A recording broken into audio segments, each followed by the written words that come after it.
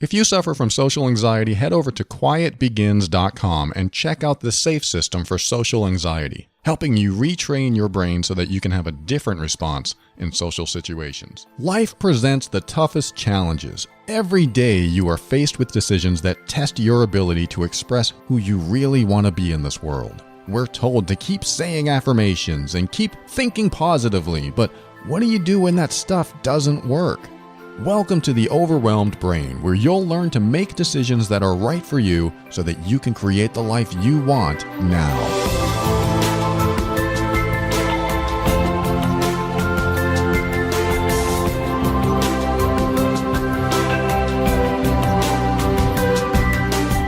Hello and welcome to the show. I am Paul Coliani, and this is the show where I help you tackle those tough challenges. I want to help you increase your emotional intelligence, strengthen your self-worth and self-esteem, and empower you so that you can make decisions that are right for you. Everything I talk about on this show is my personal opinion and is meant for informational and educational purposes only. Always consult a medical or psychological professional before making any changes that could affect your physical or mental health. Very important. And what else is important?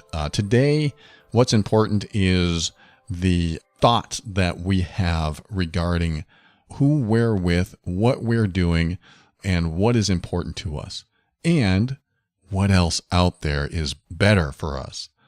What else is out there that is better for you? Think about that. The person you're with, or if you're not with someone, the job you have, or if you don't have a job, the place you live, what if there's something better? What if something better comes along? Does that mean I shouldn't commit to what I have and who I have in my life? Does that mean I should just stay in limbo until something better comes along? I think that reminds me of a Weird Al song. But there's that thought that comes in our minds, right?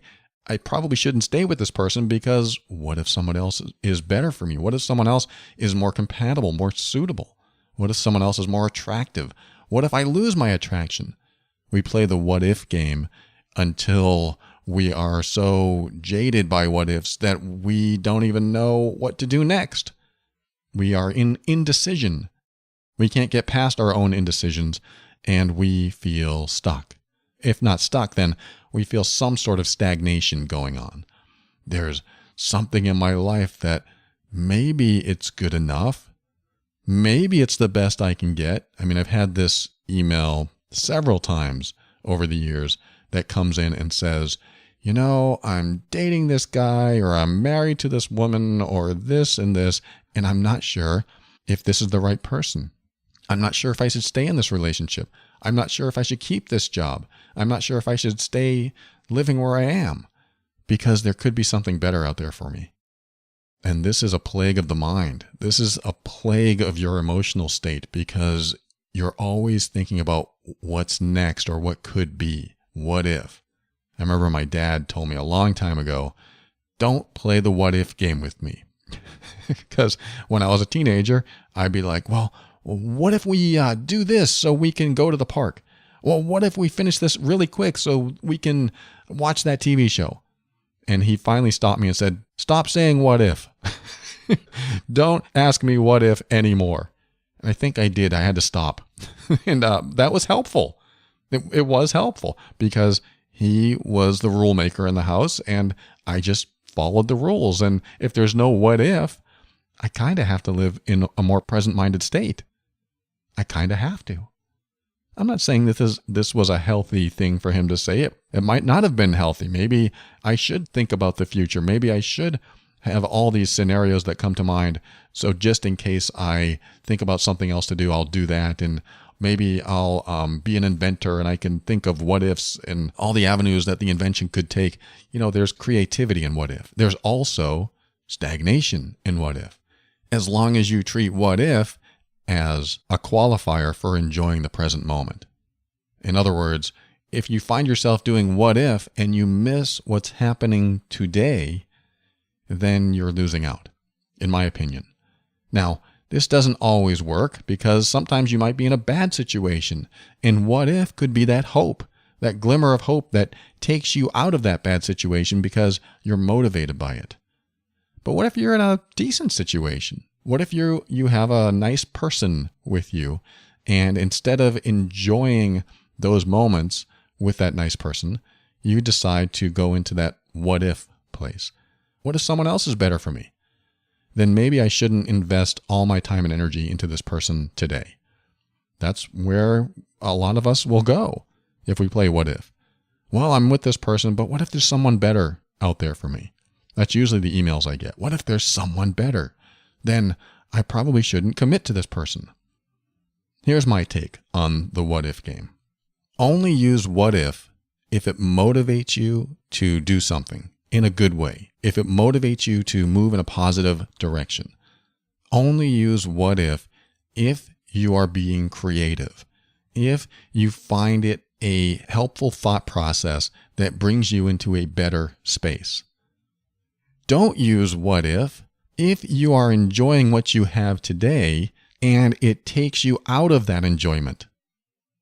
Now, I'm not taking what if away from you. I couldn't do that if I tried, but I am reminding you that when you stay in the dream of what could be or what you could have differently, you might have a tendency to lose what you have today. And I don't mean someone's going to walk out or you're going to lose your job. I mean just enjoying it in a present-minded state. Just being in that moment so that you can enjoy that moment. Like, what's happening right now? Well, right now, my loved one and I are getting close and we are enjoying each other. We're holding hands. But what if there's somebody else out there? I mean, you can feel it when I say that, how it takes you out of that place. How about this? This is why it's so important to understand if you're playing the what if game, does it take you out of a positive emotional state? Because if it does, then playing that game could be detrimental to your mental health. It could be harmful to the relationships that you have today. And even if you don't say anything about it to the other person, I mean, you probably wouldn't say, well, what if there's somebody better than you? If you do, then you might have some different interesting conversations on that. But what'll happen is that you'll carry that vibe with you. I mean, I received an email just recently, and this is kind of what's prompted it, where this woman was dating this man, and they were dating for like 2 or 3 months, and he says, I love you. And she couldn't say it back. She couldn't say it back because she didn't know, she didn't know if there was somebody else that might be better for her. So she was stuck in this what if state, which prevented her from being loving. Or let me rephrase that. She may have been loving, but she couldn't say it. She couldn't say it because it was hard for her to grasp onto that feeling completely and really give herself in the moment. And because she thought there might be somebody else that could be out there for me. What if this person isn't it? And when she couldn't say it back, it really hurt his feelings. And from that point on, she had trouble connecting with him. So everything was probably going well until he said a more committal statement of, I love you. And when he said that, it really put her on the spot, making her feel like, I have to say something that sounds like I'm committed to this relationship too. And certainly she probably did love him in many ways, but because she was in that what if state, she couldn't freely be her complete self. She couldn't give in to vulnerability. She couldn't put herself in that place of, wow, if I say I love you, that means that this means more than it has meant thus far. And I'm putting words in her mouth, but I might be wrong, I'm sure. But there were probably these types of thoughts going through her head. If I say I love you, what does that mean? Well, geez, that might mean that we're stuck together forever. I've had those thoughts before. As soon as I think that I'm going to be with someone or apply for a job, that what if it turned out I didn't like the job? What if it turned out in 6 months I didn't want the job anymore and there was a better job that came along? We play that what if game because we don't think we'll have the same decision tomorrow. What I mean by that is we think that once we commit, we're not allowed to change our mind. I mean, I've told this story on the show before where I used to be afraid of applying for work because what if I don't like it after I start? And now I think about it and I go, well, if I don't like it, I'll just quit. But I was so loyal. I was loyal to a fault. I would stay in relationships. I would stay in jobs much longer than I could possibly sustain it, meaning emotionally. I couldn't sustain some relationships, yet I stayed. I couldn't sustain some jobs that I had, yet I stayed. And I stayed way past the burnout point, and I was so non-confrontational that I chose not to end anything. The what-if game can sometimes highlight a non-confrontational nature in you. Well, what if there's a job that comes along that I like more? Then, of course, you'll find out more about that job and find out if it's the right job for you, if it's going to pay well, if you're going to be happy there. You'll talk to the people there, and then you'll do the hard part of confronting those, and then you'll come back to your boss and say, hey, look, I found another job. I just want to let you know. Thank you so much, and I'm going to get out of here, and I'm leaving in 2 weeks. It's easy to say, but can you do this with a free and clear conscience? Because some people can't. Some people think, well, if I go to my boss and I tell him or her I'm going to leave, they're going to think I'm abandoning the company. They're going to think I don't like them. They're going to think that they did something wrong. They're going to think, who knows? There's a lot of thoughts that go through our head. At least for me, when I was burnt out at a job, I was so afraid to approach my manager or my boss and say, look, I found another job and I want to let you know this is my 2-week notice and I'm going to be gone. It was so hard for me to say that because I was afraid to own it. I was afraid to put myself in that very committed stance because what does that mean? What if I was wrong? There it is again. I go to that what if game. What if I'm making a big mistake? What if I'm burning a bridge? And playing that what if game over and over again kept me in situations for far too long when I already knew the answer. And this is my point. You usually already know the answer. If you're telling yourself, what if there's another job out there that's better than this? There probably is. And that's not the answer, though. The answer is, I don't really like my job, so I'm going to look for something else. That's probably the answer. I might be wrong on this, might not apply to everyone because what if is a perfectly valid question. What if another job comes along and I like it better than this one or it pays better than this one? Well, my question to you would be, if that were true, and you researched it and you talked with them and everything looked good, would you have a problem going to your boss and giving them notice? If your answer is no, then maybe you don't play the what if game as much. If your answer is yes, then is that what the what if is about? Because if it's all about confrontation, if it's all about standing up for yourself and honoring yourself and saying, this is what I want to do. If it's all about that and you're playing what if just to avoid confrontation, just to avoid approaching someone else, then I recommend not making stuff up like what if something better comes along. I would recommend telling yourself the truth of, I'm afraid to approach my boss and let them know that I'm quitting. It doesn't even matter if something better comes along because I'm afraid to do this. Because if something does come along, I wouldn't be able to do that at least easily. I might be able to do it, but I wouldn't be able to do that easily. Because if you're not afraid, if you really know what you want and you step into those shoes and you play that role, the role of you, then you will take action that is right for you. You will make decisions that are right for you. In other words, you're in a job that you're doing okay and everything's stable, you feel good, and then another job comes along and it answers that what if question. What if another job comes along that's even better? And then you have all these thoughts of, well, it's pretty good here. I don't want to lose what I have and I get along with people, but this job could be better. And what if it's the best job in the world? Instead of looking in the future, look at your present and figure out, do I like this job? If there was no other job ever again, would I enjoy this job day after day, year after year? Because if you answer yes, I would, I really enjoy it here, then you don't even play the what if game. You already like it. You like what you do and you want to continue doing what you do. But if you have any reservations, then that's already in there. It doesn't matter if another job comes along anyway. You just have to access what's already in there and then you figure out why. Why don't I like it here? Well, I don't get weekends off. Well, why else? Well, I'm not getting paid as much as I want. Well, why else?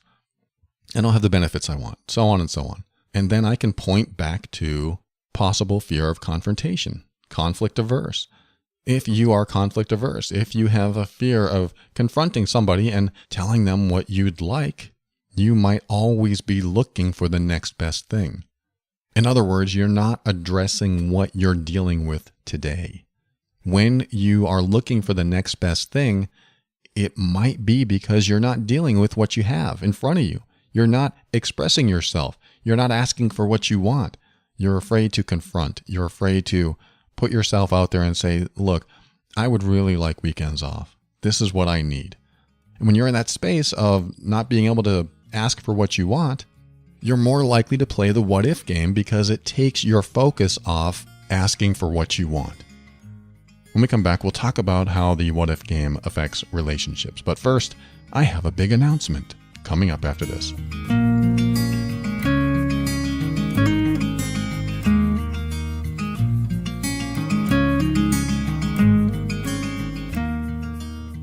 What is the big announcement? It is not about the social anxiety product. That's still on the way at quietbegins.com. No, the big announcement is Love and Abuse. The podcast is now out. It is now available.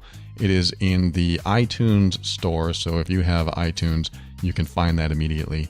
If you have other podcast players, which I know a lot of you do, then you will find that updated very soon. But anyone who has iTunes, I highly recommend you look up Love and Abuse. You'll find it. It'll be the first one there. And click on it, subscribe to it, listen to it, and enjoy it. If you don't know what I'm talking about because you're a new listener or you're just not familiar with the MEAN workbook, I created a workbook on manipulation and emotional abuse called the MEAN workbook.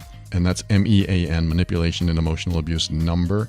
And what it does, it helps you assess the specific behavior of emotional abuse or manipulation in your relationship. And it gives you a number, gives you like a score that helps you determine just how deep you're in, if you're in any level of emotional abuse. And it is my most popular product ever because it pinpoints exactly what's going on when your relationship is difficult and you can't figure out what's going on.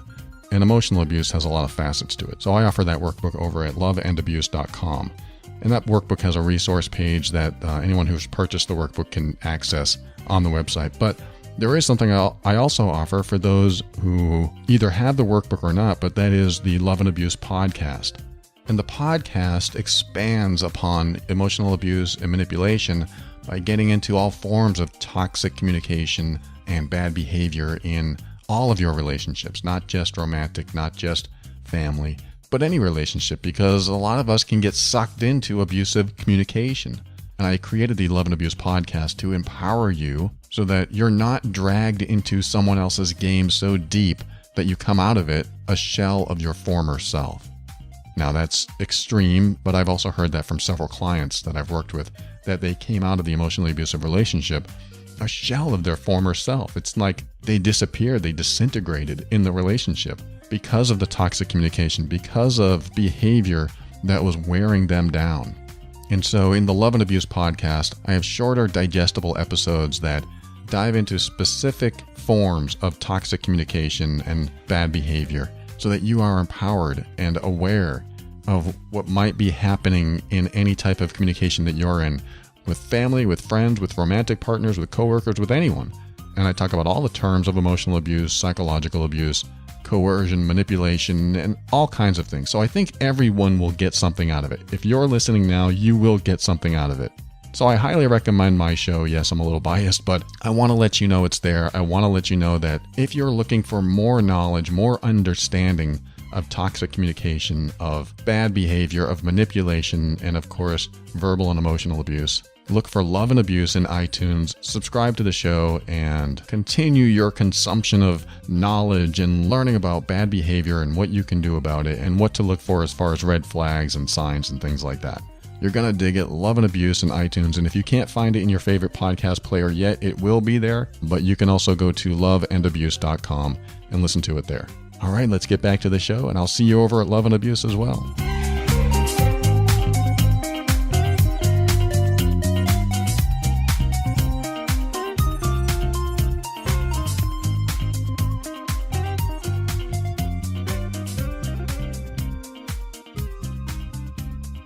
All right, welcome back. We're going to talk about the what if game in relationships.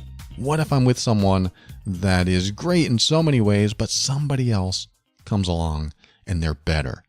I don't want to commit to the person I'm with. I want to wait for that person that could be better. So let's talk about this. There's a lot of beliefs that once you commit, you have to be with that person forever. And hey, I'm not knocking that at all. I would love that to take place in my life. I would love to be with the same person for the rest of my life, and hopefully I am. I've found that person. But throughout my life, that's what I wanted with every relationship. I wanted to be with that person for the rest of my life, and it never turns out that way. And I've learned a lot through a lot of breakups, through a divorce, that when you get into a relationship and you base it on this is how it's going to be forever for the rest of my life, then there's a certain charm to that. There's a certain security in that, and it feels pretty good. It's very present. You're not thinking ahead like, oh, what if, what if, what if? You take all the what ifs out, and so it has worked for me, and then I'm surprised when the breakup happens. So there is a optimistic, positive viewpoint that I use when I'm so committed and I don't think ahead of anything else or anyone else, and this is the person I'm committing to. Because I'm such a committing type person, I am the dog on the Chinese calendar that's the most loyal, I guess. Not that my whole belief is based on the Chinese zodiac. It's not. But I totally resonate with that, where I am so loyal that I don't play the what if game. And there is some positive aspect to that. But the negative aspect to that of not necessarily what if, but being so committed, it's that I didn't question anything. It was, I was stuck with what I have and I'm going to stick with it. That was the game I played that prevented me from getting my needs met. I would get stuck in a situation because I was so conflict averse. I wanted to avoid confrontation, even when there wouldn't necessarily be confrontation. I just pretended there would be. I made it up. I thought, well, if I said, hey, I want you to stop disrespecting me every time I wash the dishes, I thought that would bring up confrontation. She would get angry, she would leave me, and then I would be alone. That was my rationale, and that kept me from getting my needs met because I never asked. And this is the whole point of this segment, is that if you don't ask for what you want, if you don't put it out there and say, hey, this is how I'd like to be treated, or hey, can we talk about this? Then you might develop a fear of commitment, which also develops the what if mentality. If you have a fear of commitment because, well, what if I get into this situation and it's not right and there's somebody better that comes along, and you're not saying to yourself, I'm afraid to express myself, I'm afraid to express my needs, I'm afraid to express my wants, you might develop the what if mentality to avoid committing to anyone or anything. And this will keep you unhappy. This will keep you feeling stagnant.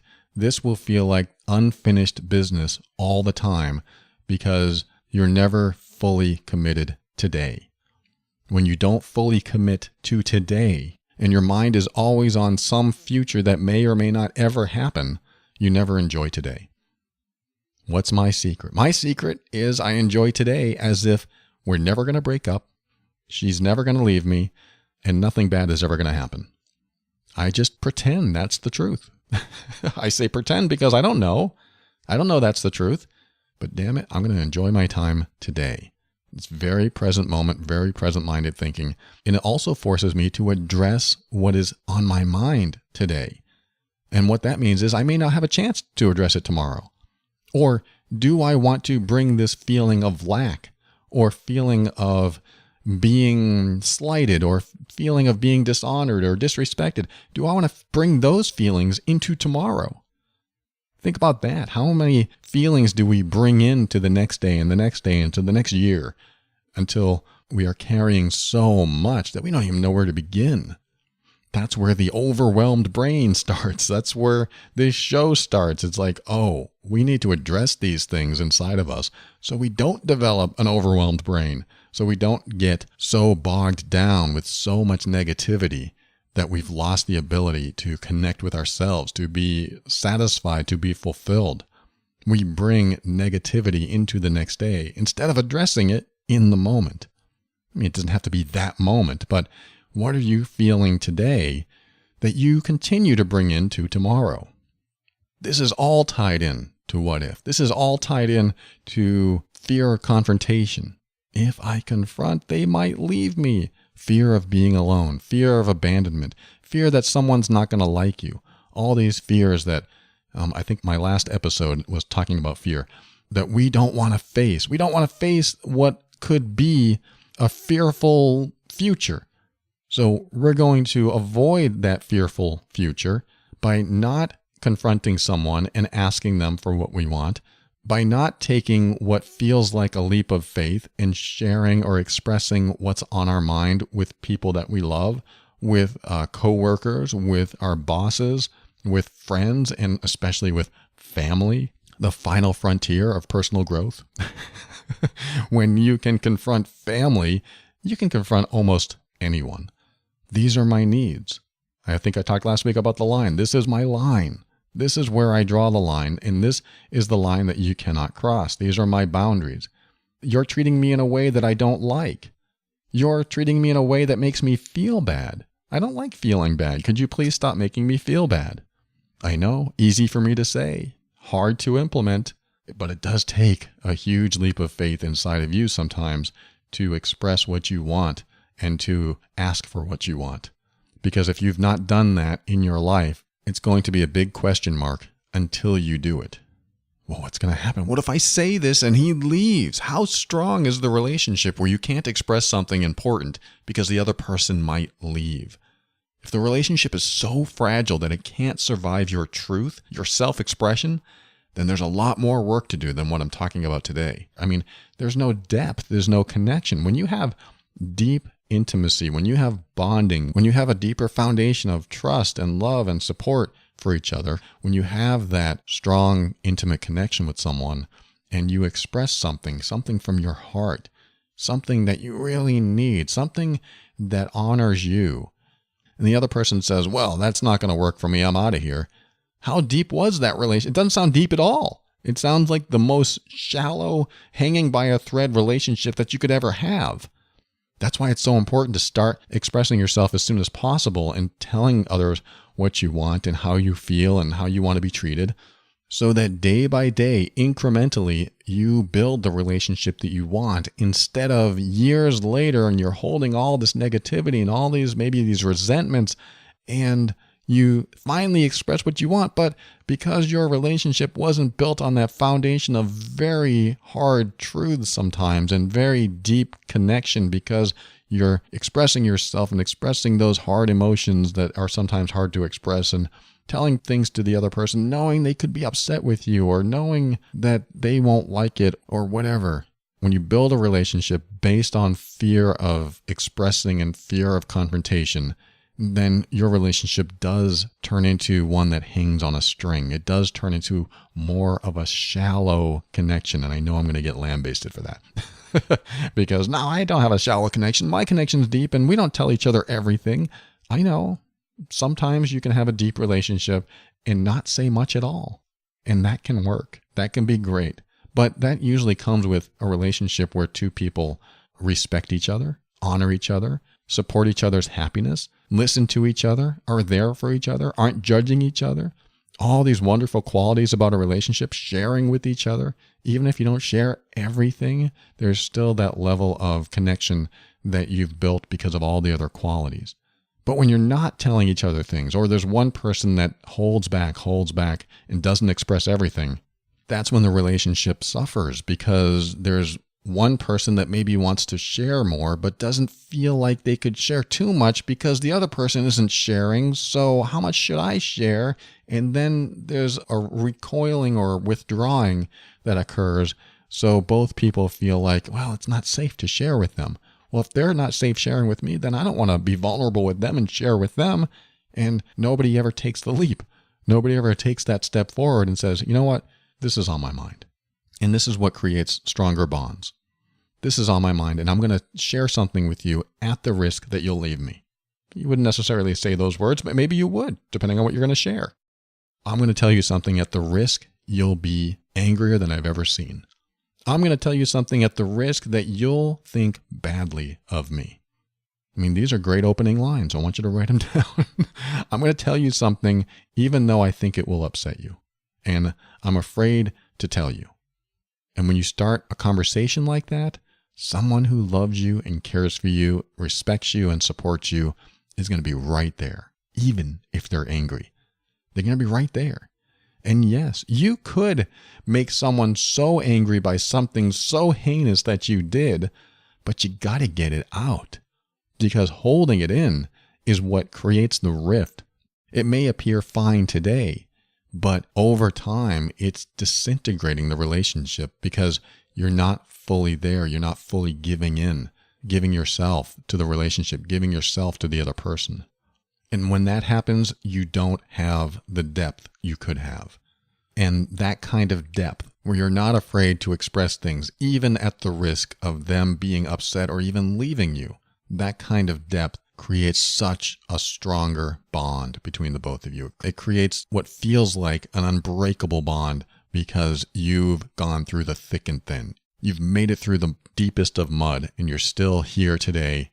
And you feel the trust in each other and for each other because that person told me the hardest thing ever. When you get to that point when someone tells you the hardest thing ever and when someone's willing to tell you the hardest thing ever or express very difficult emotions or thoughts, that's someone who really wants the relationship to work. That's someone who's making the hardest steps possible so that you can have the greatest relationship ever. That's my opinion, and that's how I operate. This is what I've done in my relationship. I told my girlfriend some very hard things, and especially in the beginning. She even couldn't believe some of the things I told her. I'm not going to share all that. But there were things that I shared that I thought, well, this might be a relationship-ending thing. It wasn't like awful. I didn't murder anyone or anything like that, but I just told her how I felt about how she showed up and what she said to me in certain conversations and where that put me, knowing that what I'm about to say could drive her away. And it always had the opposite effect. She wanted the relationship to work. I wanted the relationship to work. I wouldn't have told her anything if I didn't want the relationship to work. That's why I tell her stuff. That's why I express to her. That's why I ask for what I want. That's why I tell her my needs. That's why I tell her when she's pushed my boundaries too far, when she's crossed the line.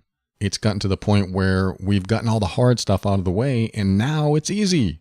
It's so much easier than it's ever been. Even arguments end amicably.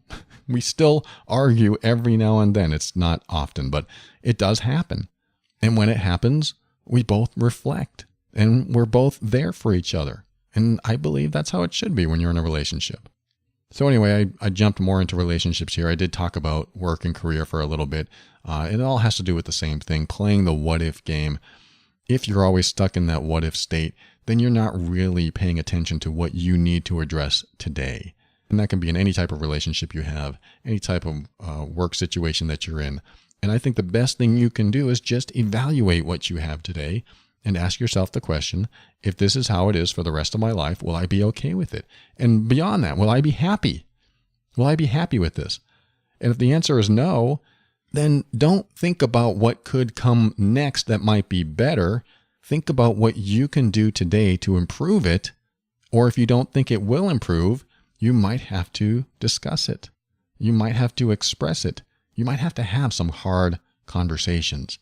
Because I tell you what, when you're in love with someone and the relationship is working great, you don't typically play that what-if game. So that means there's probably something going on that you haven't addressed in the relationship that if you did and things improved, you wouldn't want to play the what-if game. Just like a work situation. If you addressed it and things improved, you wouldn't have to play that game because now you're happy. But what if I address it and things get worse? Exactly. Then they probably didn't need you as much as you thought they did, and you're probably hanging by a string, and your job was in jeopardy anyway. I mean, you can look at it 1,000 different ways. But the point is, be present and know that today is the day. Today is the day you enjoy it or address it or be in it, because tomorrow may not come. Let's be honest. Tomorrow may not come. So what am I going to do today? Is this the person that I want to spend the last day with? If your answer is no, then maybe you need to reconnect with yourself and figure out what you really want in your life. And let me just end this segment by saying this. And this is going to sound very counterproductive, but let me share this. No matter what, there's always going to be someone better than the person you're with. Always. There's always going to be a better job out there. There's always going to be a better place to live. Always. When you get to the best, there's going to be something better. Why am I saying that? Why am I telling you this? So that you'll finally accept that no matter what you get, you have to evaluate what it is for what it is. And knowing that there's always going to be something better, why bother thinking about it? Why bother wasting any time playing what if you already know it's true? When you already know something's true, you can let it go. Because it could happen or it may not. So that brings you back to today. Knowing that there is someone better out there in every single way, it takes you out of what if. What if there's someone better? There is. Now what? Now you have to make the next decision. Now you have to take the next step. Because this is going to force you into decision mode. This is going to force you into action mode. Action is the opposite of stagnation. You're in stagnation when you go, well, what if? What if there's another person out there? What if there's another job? Okay, there is. What's the opposite of that? There is somebody out there. There's somebody much better. They're out there and they are so much better in every way. Now, what are you going to do about it? And accepting that puts you in a state of action where you can finally go, well, if there is somebody better, then I better prepare for them because I'm going to get out of this relationship and I'm going to prepare for them. Are you really going to do that? I doubt it. I doubt anyone's going to go, well, since they're out there, I'm going to prepare for them. But what they might do and what you could do is evaluate what you have today and figure out, okay, what's going on here? Why can't I enjoy this as much as I want? In other episodes, I talked about values. Okay, what do I value in a relationship? Let me list all my values. Oh, I value honesty and laughing and having fun and being respected and great sex and all this other stuff. And am I in alignment with all these values in this relationship? Because if you're not, then it's not about someone else. It's about them. It's about you. It's about this relationship. And that's what needs to be focused on. Just like a job. What do I value in work? Oh, I value weekends off. I value high pay. I value great coworkers, great boss. Am I meeting all those? Because if I am, I'm not going to play the what if game because I'm happy where I am. And there's nothing else I need to worry about. I'm doing great. I feel great. I feel secure. I feel safe. I feel happy. What else is there? This is great. I'm meeting all my needs. But if I'm not, now I got to ask for what I want. Or if I can't get what I want in this relationship, this job, this place, then I might need to move on or at least have the conversation that I'm not getting my needs met. Can you meet them? Maybe they can, maybe they can't. But taking you out of what if, putting you into a space of today, present moment. Here I am. What am I going to do? This is all I have in front of me. This is what I got. So I got to do something with it. I'm either going to enjoy it to the fullest or I'm just going to contemplate on what could be. And I don't like that feeling. I hope you don't either. I hope you're able to get out of that if you're ever in that space. I want to thank you for joining me today. We'll be right back. Say some thank yous and my goodbyes in my final segment after this.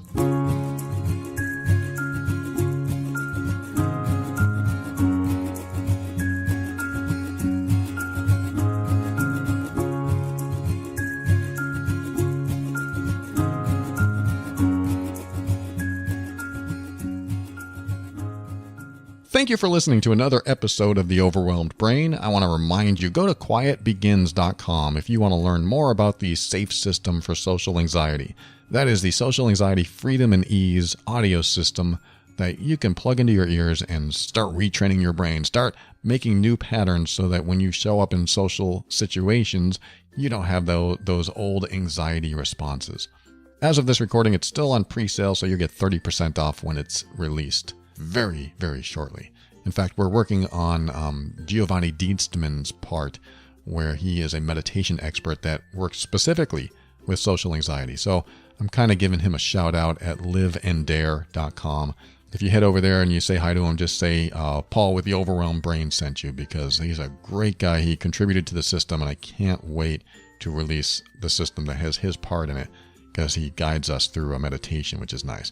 There's more to the system than just meditations, all kinds of angles on how we address social anxiety, and I think it's going to be a very powerful system. So anyway, head over to quietbegins.com for more information on the SAFE system for social anxiety. I also want to thank iTunes reviewer I Am Scavenger and BBHMU. They both said kind things, and they both had a little bit of criticism. I thought you might be interested. Maybe not. But I'm always interested in criticism. I Am Scavenger says, the host has really solid advice. Thank you. But he can ramble a bit. Oh, okay, you're right. But that's just his process, which he says isn't bad per se. But if you're impatient, then this podcast may not be for you. My biggest and not really important gripe is the music. What in the world is up with the horrible and cheesy music? I have to mute it every time. Also, the outro is super cheesy and a little condescending. I feel like it's a gimmicky way to make the listener feel special. Change the music, please. All right, I Am Scavenger, you're the only one in 5 years that has ever said that they didn't like the music. So I appreciate your comment, and I'm not going to change it because the music makes me feel good when I hear it. It's inspirational. I love it. I've had so many people write to me saying, "Where did you get that music? I love it." At the same time, I get it. I get what you're saying. You know, at the end, I have, during what's called the outro, I have something I say. I say, keep your mind open so you can step into your power, and that'll help you be firm in your decisions and actions. And then I say at the end, you are amazing. And I get it. It sounds gimmicky, but let me just share this. Every time I say it, I feel good. I feel great because I mean it. I feel it. I mean it. And yes, I put the little pauses in. You are amazing because I emphasize every word, just like that. I emphasize every single word because I mean it. I feel it. I mean it. It's not a gimmick. It's authentic. It's exactly how I feel. When I say it, I feel good, and I just put it out there. And I hear over and over again from people that they sometimes can't wait to be told that they are amazing. And I'm not going to take it back. I'm not going to change it. So there. I apologize that you don't like the music. I am grateful that you listen. I hope you get a lot from it. And I appreciate you. And I thank you for your honest opinion. Thank you. I also want to mention BBHMU's iTunes review where he said, "Hey, Paul, can you change the intro? The "Are you annoyed?" to something more positive? After listening to your podcast for a while, I dread listening to the intros because it seems condescending, especially with that pitch. Just some advice. Other than that, great podcast." Well, BBHMU, guess what? The intro has changed. It is something that I've been considering doing. 2019 was rolling around. It was getting to that point where maybe it could be updated. And I wrote, I don't know how many iterations of that intro to change it to something that I could use. And nothing conveyed what I wanted it to convey. So the intro stuck for years and years. And this week, I was finally able to write something that I believe conveyed what this show is all about and still convey a message that wasn't about asking you if you're annoyed with affirmations. I hope the change helps. If it didn't, then I'm probably in your doghouse and there's nothing I can do about it. So we'll see. If I get a lot of bad feedback on the intro that it is now, then maybe we'll work on something else. But I hear you. I'm on it. Hope you like it. Thank you so much for your review.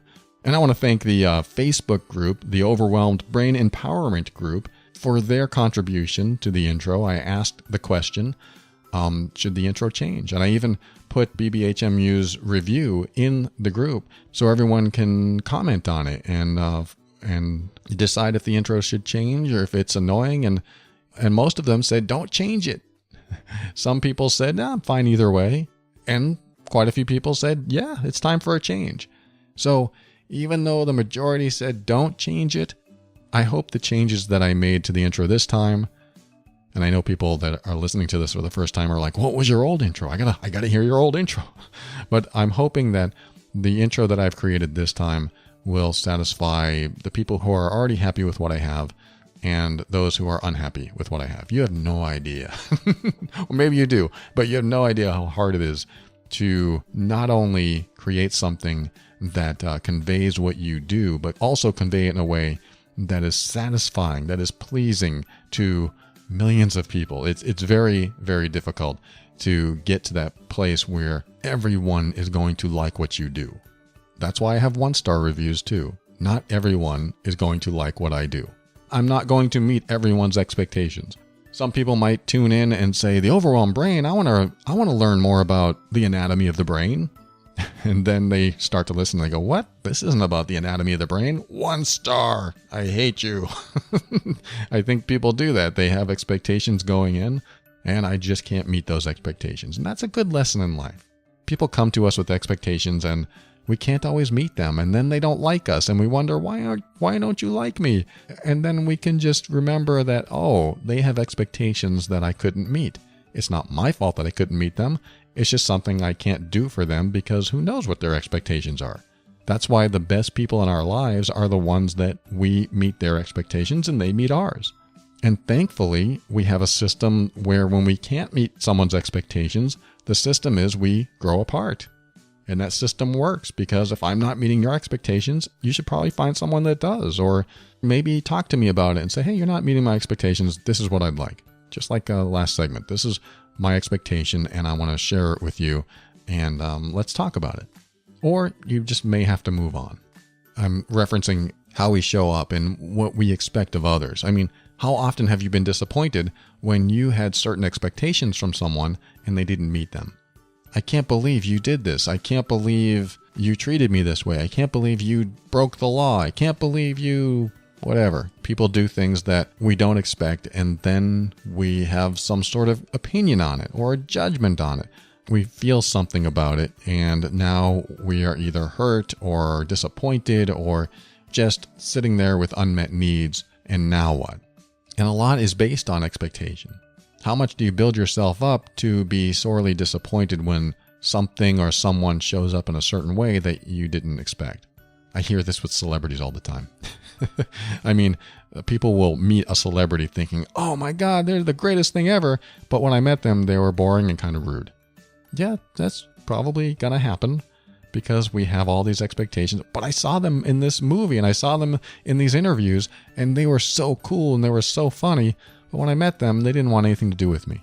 Whereas if we had maybe, I dare to say, a healthier perspective, a healthier understanding of our own expectations, that we wouldn't be so quick to judge. And this may be unfair because there probably are some really, really rude celebrities out there. But imagine being one of them. Imagine being in their shoes with photographers following them around everywhere they go, in every store they go in, every restaurant they go in. They're recognized. Everyone's approaching them, asking for autographs, taking pictures. They just don't have any time to themselves. And so finally you get to meet them and they're rude or they're unhappy or they just don't want to talk. So you have this judgment. You say, I can't believe that jerk. I just can't believe they treated me this way. What a jerk. I'm going to write about it on Facebook. I'm going to post it on Instagram. I'm going to talk about this person and make sure everyone knows that this guy's a jerk, even though they just spent the whole day talking to people just like you, and they finally have some time to themselves. And here you come along at just that moment and have all these high expectations, and suddenly you're disappointed. I mean, I'm not talking just about celebrities. I'm talking about anyone that you expect something from. This is the same thing with relationships. When you start a relationship, it's nice not to have too many expectations and to keep it that low. I mean, this sounds like personal development 101. Keep your expectations low so you won't be sorely disappointed, so you won't develop huge judgments, so you can live a more satisfying life so you don't expect too much from too many people. But being in that space of low expectation is helpful when you're starting anything. That way, you're not looking for too much. You're not asking too much of the what ifs. You're just kind of experiencing it as you go along. It's just like the way my relationship started with my girlfriend. Everything was just so, hey, let's go hang out. Hey, we kissed and that was nice. Hey, we hold hands. Hey, this, hey, that. It wasn't like, oh my God, we kissed. I'm in love. Oh my God, we're holding hands. This must be something special. That's how I used to feel. I mean, it still doesn't mean I wasn't activated in some way. It still didn't mean like, hey, this could go somewhere. I still felt that. But what do we bring into a relationship where we are radiating, oh my God, this is the best thing that ever happened to me? Because as soon as you start feeling like that early on in a relationship, I don't always recommend diving into that feeling full force. I don't recommend it because that's when expectations are raised. That's when your radar starts to turn off and your observation skills start to lower because now you're seeing stars. Now you're kind of blinded by love. And it's important to remember that everyone's an individual and has their own quirks, and you're going to find things you don't like. And if you kind of bypass those and don't talk about them, that's when the feelings of, well, he or she did this and I didn't really like it, but I love them so much, so I'm just going to not think about it anymore. That's when we put those blinders on and we start bringing negativity into the next day and the next day and the next day. And when we bring that negativity into the next day and the next day because we decided to ignore something that maybe we should have talked about, that's the beginning of the relationship disintegration. It happens very, very slowly over time because sometimes we can be in such denial and in love that we don't want our fears to get in the way of this great feeling that we have. Oh, they leave their socks on the floor every time, but that's okay. I love them. And I'm just going to write that off as that's who they are. And it's a quirk, and I'm okay with it because he's cute or she's adorable or whatever. Yet, did it give you that little twinge of, I don't like that? And did you address it with them? Because that could be the very first thing that expands into something else, that grows into something bigger, that 3 years from now, you're so annoyed by that behavior that it comes out in some explosion. Why do you always leave your socks on the floor? And they're looking at you going, what? Where did this come from? What is your problem? So that's why it's important to have these conversations, express yourself when you can, and not bring that negativity into the next day, because you know it can happen. It transforms into very unhealthy communication later on. And it can even lead to, dare I say, depression. It can lead to other things because the more you repress, the more depressed you feel. And when you're depressed in a relationship, that's a real bummer. That really brings things down. Not that it's your fault, but not expressing yourself, even with the fear that they could leave or they could be angry, puts you in a space of continuing to repress what's going on inside of you.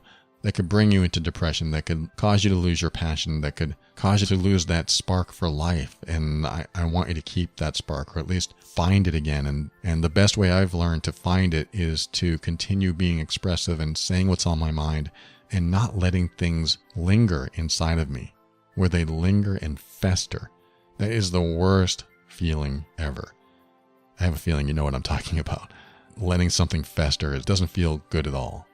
So anyway, I kind of skipped some thank yous because I went into something else. I want to thank the patron members over at patron.theoverwhelmedbrain.com, and I want to thank Kevin MacLeod of Incompetech.com for some of the music transitions in The Overwhelmed Brain. And I want to thank you for tuning in and listening to the show all the way to the end, because that music is now playing, and I know that iTunes reviewer that said he doesn't like the music is really starting to tune out at this point, and that's too bad because I want to tell him something. I want to tell you something. I want you to keep an open mind so that you can step into your power. This will help you be firm in your decisions and actions so that you can create the life you want. Always take steps to grow and evolve. You are powerful beyond measure. And above all, and this is something I absolutely know to be true, I absolutely have no doubt about whatsoever, no matter what anyone says, you are amazing.